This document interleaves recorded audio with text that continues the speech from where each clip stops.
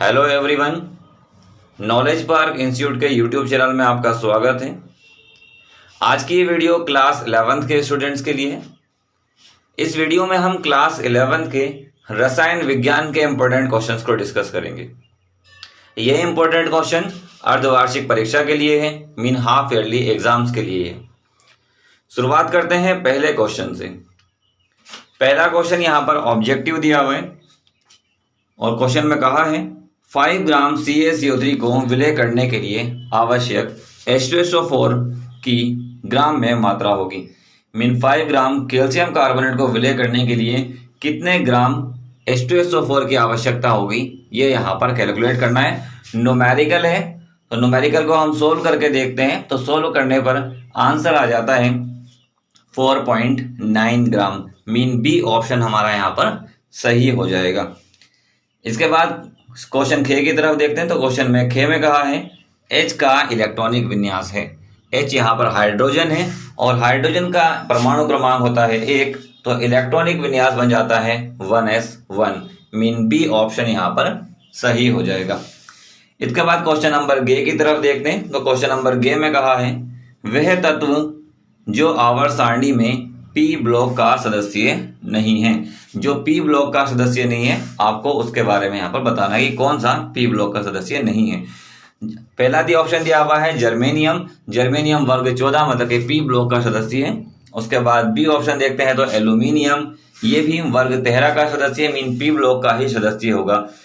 इसके बाद option C यहाँ पर दिया हुआ है Kr, क्रिप्टॉन यहाँ पर दिया हुआ है। क्रिप्टॉन वर्ग 18 का तत्व है, मीन ये भी P ब्लॉक का ही तत्व है। जबकि लास्ट ऑप्शन यहाँ पर दिया हुआ है टाइटेनियम Ti।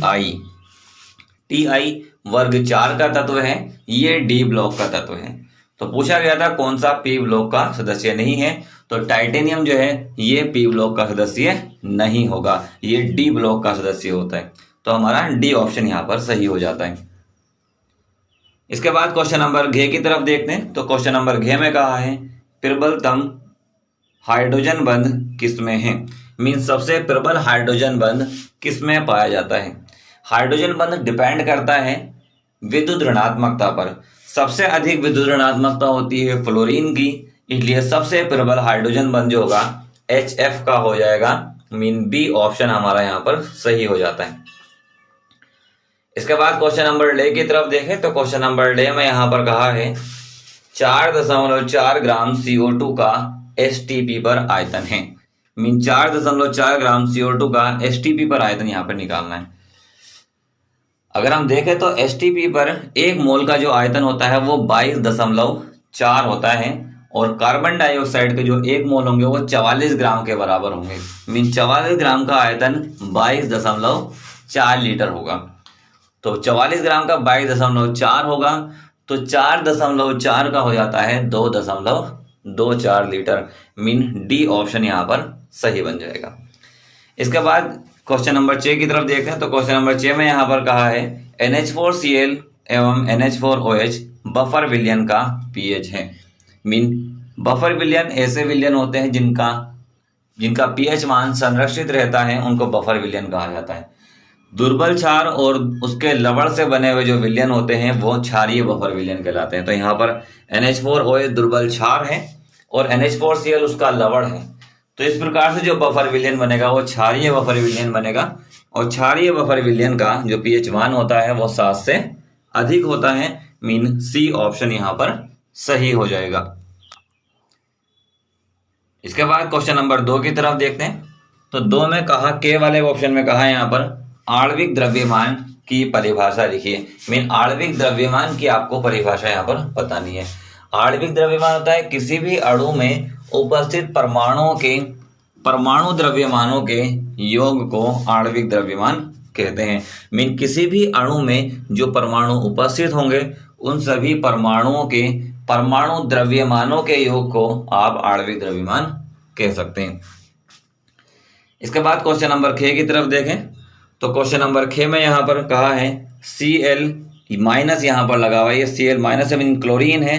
क्लोरीन आयन में अंतिम इलेक्ट्रॉन के लिए चारों क्वांटम संख्याओं के मान ज्ञात करने हैं। मीन क्लोरीन के अंतिम इलेक्ट्रॉन के लिए चारों क्वांटम संख्या का मान निकालेंगे। क्लोरीन माइनस के लिए निकालना है। क्लोरीन माइनस का परमाणु क्रमांक 18 हो जाएगा। क्लोरीन का 17 होता है, क्लोरीन माइनस लगा हुआ है तो एक इलेक्ट्रॉन बढ़ जाएगा, 18 हो जाएगा।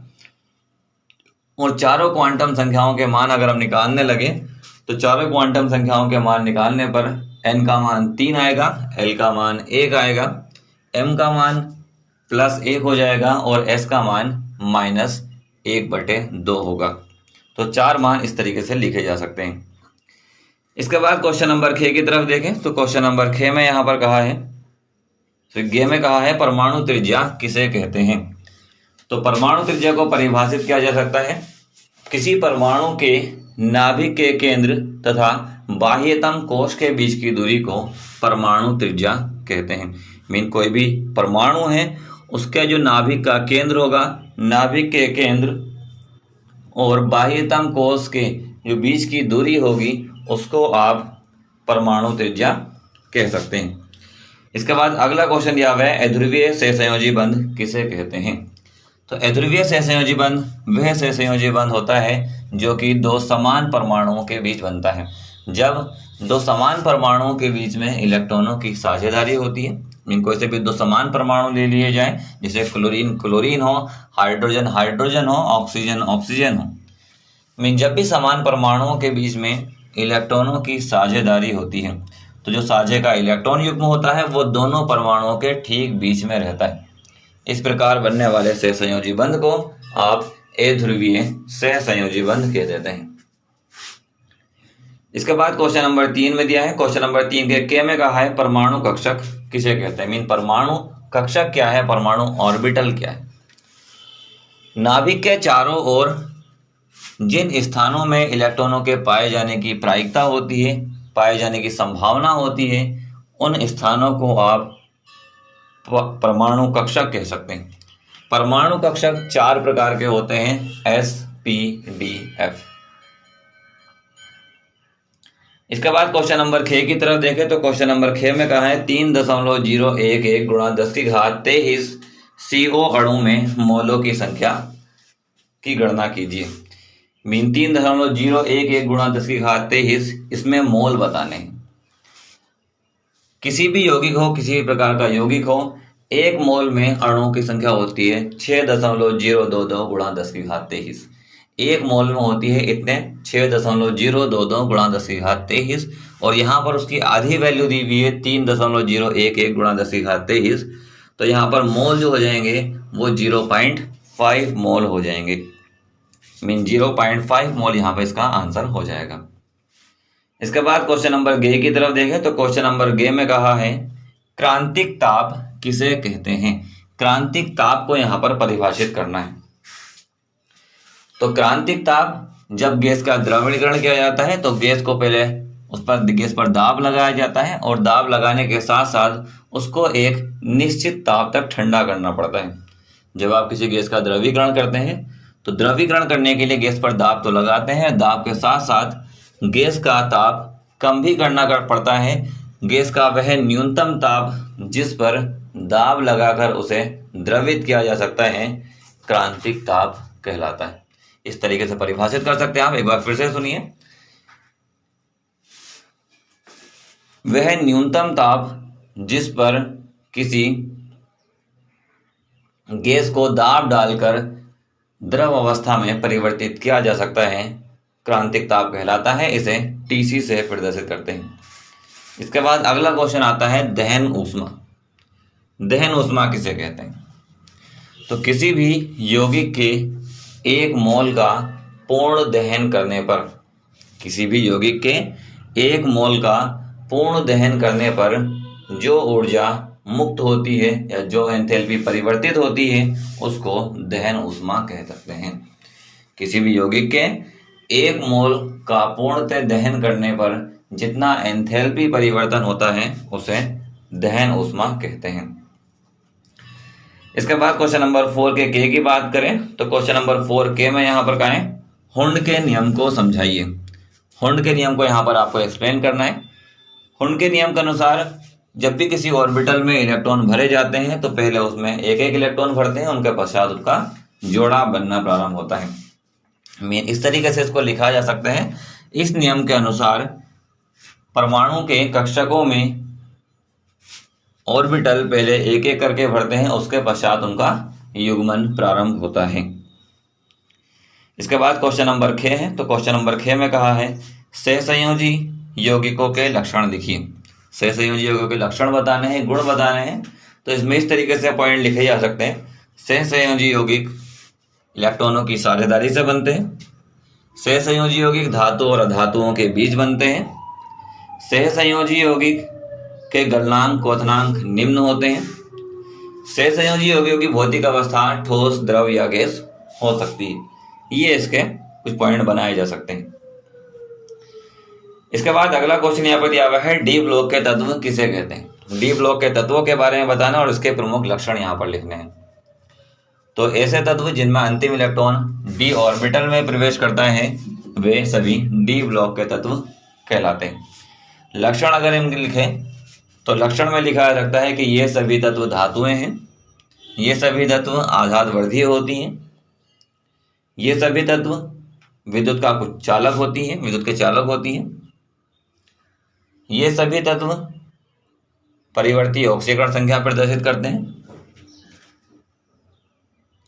ये सभी तत्व चुंबकीय गुण प्रदर्शित करते हैं और ये सभी तत्व उत्प्रेरकीय गुण प्रदर्शित करते हैं। इस तरीके से आपको जिसके लक्षण लिख सकते हैं।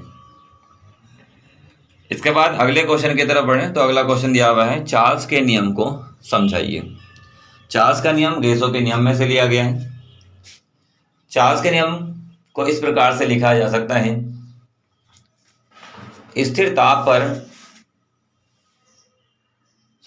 चार्ल्स के नियम को कुछ इस प्रकार से लिखा जा सकता है स्थिर दाब पर किसी गैस के निश्चित द्रव्यमान का आयतन। स्थिर दाब पर किसी गैस के निश्चित द्रव्यमान का आयतन उसके ताप के अनुक्रमानुपाती होता है। मीन V अनुक्रमानुपाती T, V को T के अनुक्रमानुपाती लिखा रखता है। और अगर आप अनुक्रमानुपाती का निशान हटाते हैं तो V बराबर KT बन जाता है, जिससे फॉर्मूला बनाया जा सकता है V1/T1 बराबर V2/T2। इसके बाद क्वेश्चन नंबर 5 के की तरफ देखें। तो क्वेश्चन नंबर 5 के में कहा है हाइजेनबर्ग का अनिश्चितता नियम स्पष्ट कीजिए। हाइजेनबर्ग का अनिश्चितता का नियम क्या है। तो हाइजेनबर्ग ने अनिश्चितता का नियम दिया था। इसके अनुसार किसी गतिशील सूक्ष्म कण के लिए उसकी स्थिति और संवेग दोनों का एक साथ सही निर्धारण संभव नहीं हो सकता। मीन अगर आप किसी गतिशील सूक्ष्म कण की बात करें तो उसकी स्थिति और उसके संवेग दोनों को एक साथ सही निर्धारित नहीं किया जाता। मीन यथार्थ निर्धारण उसका नहीं किया जा सकता। इसको लिखा जा सकता है delta P into delta X greater than और इक्वल H/4π। इसके बाद क्वेश्चन नंबर 6 की तरफ देखें। तो क्वेश्चन नंबर 6 में कहा है वैद्युत संयोजी तथा सहसंयोजी यौगिकों के गुणों की तुलना कीजिए। आपको यहाँ पर वैद्युत संयोजी और सहसंयोजी यौगिकों के गुणों की तुलना करनी है। इसके अलावा क्वेश्चन ग में कहा है दीर्घाकार आवर्त सारणी की विशेषता। आपको दीर्घाकार आवर्त सारणी की विशेषताएं यहाँ पर लिखनी है। क्वेश्चन नंबर घ में कहा है ऊष्मा गति के प्रथम नियम के गणितीय रूप को समझाइए। आपको गणितीय रूप लिखना है। Mean delta U equal to Q plus W आपको लिखना है यहाँ पर। इसके बाद क्वेश्चन नंबर 6 के K में कहा है L कोश में कितने उपकोश होते हैं। तो L कोश में 2 उपकोश होते हैं, एक तो S और दूसरा P होता है। कहा है इन उपकोशों के ऑर्बिटलों की आकृति और अभिविन्यास बनाइए। मीन आपको S ऑर्बिटल और P ऑर्बिटल की आकृति यहाँ पर बनाकर दिखानी है। अथवा में एक क्वेश्चन और दिया हुआ है मेंडलीव की मूल आवर्त नियम बताइए। इस नियम में क्या क्या कमियां पाई गई है तथा उन्हें एक आधुनिक आवर्त सारणी बनाने हेतु किस प्रकार दूर किया गया। मीन मेंडलीव का मूल आवर्त नियम बताना है। मूल आवर्त नियम कहा जाता है तत्वों के जो भौतिक और रासायनिक गुण होते हैं वो उनके परमाणु भारों के आवर्ती फलन होते हैं। इस नियम में क्या कमी पाई गई, इसकी कमियां बतानी है और साथ साथ इस कमियों को दूर करने के लिए क्या किया गया आपको ये भी एक्सप्लेन करना है। इसके बाद क्वेश्चन नंबर 6 यहाँ पर दिया हुआ है, संकरण किसे कहते हैं? sp3, sp2 और sp संकरण को समझाइए। संकरण होता है जब समान ऊर्जा और आकृति वाले, लगभग समान ऊर्जा वाले ऑर्बिटल आपस में मिलकर समान ऊर्जा और आकृति के नए ऑर्बिटल बनाते हैं, तो इस घटना को संकरण कहा जाता है। संकरण को एक्सप्लेन करना है।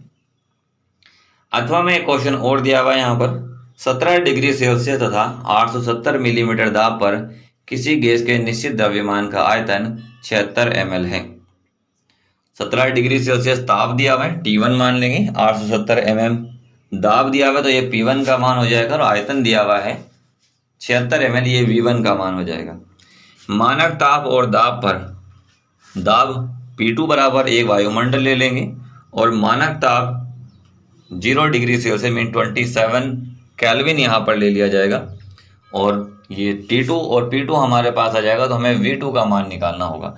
फॉर्मूला लगाएंगे P1 V1 अपॉन T1 बराबर P2 V2 अपॉन T2, उससे सोल्व कर लिया जाएगा। इसके बाद क्वेश्चन नंबर 7 की तरफ देखें तो क्वेश्चन नंबर 7 में कहा है, निम्नलिखित पर टिप्पणी लिखिए। परमाणु त्रिज्या यहाँ पर फिर से ले लिया गया है, और दूसरा क्वेश्चन लिया है इलेक्ट्रॉन बंधुता। परमाणु त्रिज्या को हम पहले ही बता चुके हैं, परमाणु के नाभिक के केंद्र से बाह्यतम कोश के बीच की दूरी को परमाणु त्रिज्या कहते हैं। और दूसरा इलेक्ट्रॉन बंधुता यहाँ पर दिया हुआ है, किसी उदासीन गैसीय परमाणु में एक इलेक्ट्रॉन डालने पर जो ऊर्जा मुक्त होती है उसको इलेक्ट्रॉन बंधुता कहा जाता है। अथवा करके क्वेश्चन यहाँ पर दिया हुआ है एक और, CH4G CO2G H2OG की संभवन ऊष्माएं -76.2 -394.8 तथा 241.6 किलो जूल मोल इनवर्स है। मेथेन की दहन ऊष्मा की गणना कीजिए। न्यूमेरिकल है, कैलकुलेशन आपको करनी पड़ेगी, सॉल्व करेंगे इसे। ये ऊष्मा गतिकी वाले चैप्टर से लिया गया है। इसके बाद क्वेश्चन नंबर 6 यहाँ पर दिया है, निम्न परमाणु क्रमांकों के तत्वों का IUPAC नाम लिखिए। आपको इनके IUPAC नाम लिखने हैं। अथवा में क्वेश्चन एक और दिया हुआ है, ओस्टवाल्ड के तनुता नियम को उदाहरण द्वारा समझाइए, इसकी सीमाएं भी बताइए। आपको ओस्टवाल्ड का तनुता नियम बताना है। ओस्टवाल्ड का तनुता नियम होता है, किसी भी दुर्बल वैद्युत अपघट्य की जो आयनन की मात्रा है वो उसकी तनुता के वर्गमूल के अनुक्रमानुपाती होती है। मीन किसी दुर्बल वैद्युत अपघट्य की आयनन की मात्रा उसकी तनुता के वर्गमूल के अनुक्रमानुपाती होती है। इस नियम की सीमाएं भी लिखनी है। तो ये कुछ इंपॉर्टेंट क्वेश्चंस हैं जो कि प्रीवियस ईयर्स में आए हैं। आप इन क्वेश्चन को अच्छे से प्रिपेयर कर लें। एग्जाम्स में से इनमें कुछ क्वेश्चन आने की संभावना है, इनमें से क्वेश्चन मिलेंगे, आप अच्छे से इनको तैयार करें। सभी स्टूडेंट्स को एग्जाम्स के लिए बेस्ट ऑफ लक। एग्जाम अच्छे से करें, सभी क्वेश्चंस करके आएं।